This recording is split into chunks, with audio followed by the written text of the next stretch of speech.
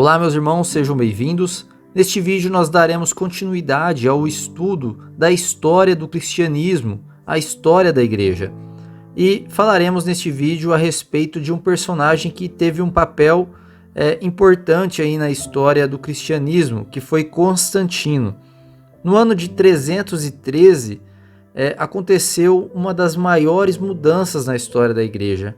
Mas antes de entrarmos nesse período deste ano, falemos um pouquinho antes, no ano de 284, que foi o ano que Diocleciano tornou-se imperador e então dividiu o império em dois, sendo o império na parte oriente e na parte ocidente, indicando então Galério como César, como governador do Oriente. Galério, ele era um anticristão, e por volta aí do ano de 298, ele retirou todos os cristãos de posições civis e também do exército. Mais ou menos em 303, ele iniciou então uma grande perseguição contra os cristãos. Bíblias foram recolhidas, igrejas foram queimadas, cultos de adoração foram proibidos, e em 305, a perseguição tornou-se mais severa, mais intensa contra a igreja. Galério não teve sucesso em esmagar o movimento cristão, embora matasse milhares de fiéis.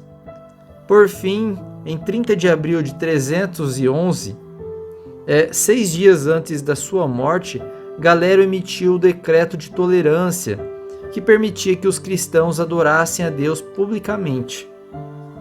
Nesse meio tempo, Constâncio, que era um soldado que fora promovido à posição de César, morreu e deixou o seu filho, Constantino, como um novo líder, isso no ano de 306. De acordo com a tradição, Constantino teve uma visão de uma cruz brilhante com os dizeres: "Sobre este símbolo vencerás". Segundo alguns, ele se tornou cristão e pôs a insígnia da cruz no escudo dos soldados. Depois a tradição afirma que Cristo apareceu a Constantino com o símbolo de uma cruz com as palavras gregas C e R, que era Ki e Rho, que são duas primeiras letras da palavra grega para Cristo. Depois de pôr essas palavras nos escudos dos soldados, Constantino foi confiante para a batalha e venceu a batalha. Em 313, que é o ano que aconteceu essa grande mudança, foi quando ele, Constantino, se tornou imperador e então emitiu um decreto chamado Decreto de Milão, que garantia total liberdade religiosa em todo o Império Romano. Constantino não apenas pôs fim à perseguição, mas também patrocinou concílios da igreja a fim de resolver disputas teológicas, de proibir o sacrifício pagão e providenciar ajuda financeira para as causas cristãs. Ele construiu basílicas, que eram prédios de igreja, e por influência da sua mãe Helena, localizou e preservou muitos símbolos sagrados associados à vida de Cristo na Terra Santa.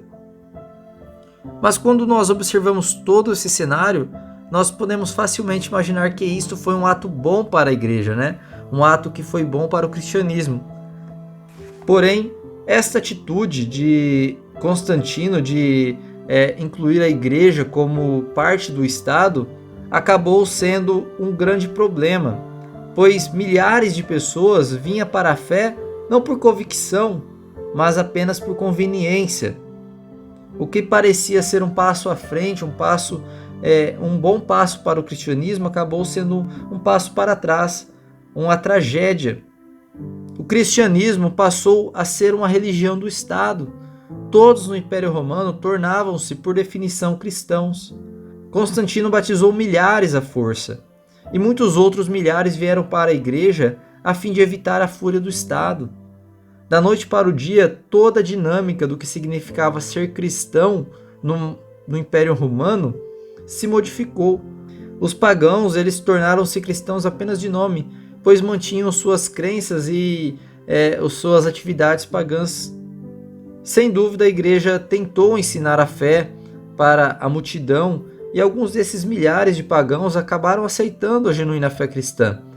Porém, Desde a época de Constantino, a barreira do cristianismo, apenas de nome, um cristianismo nominal, acabou representando um problema que permanece até hoje no cristianismo ocidental.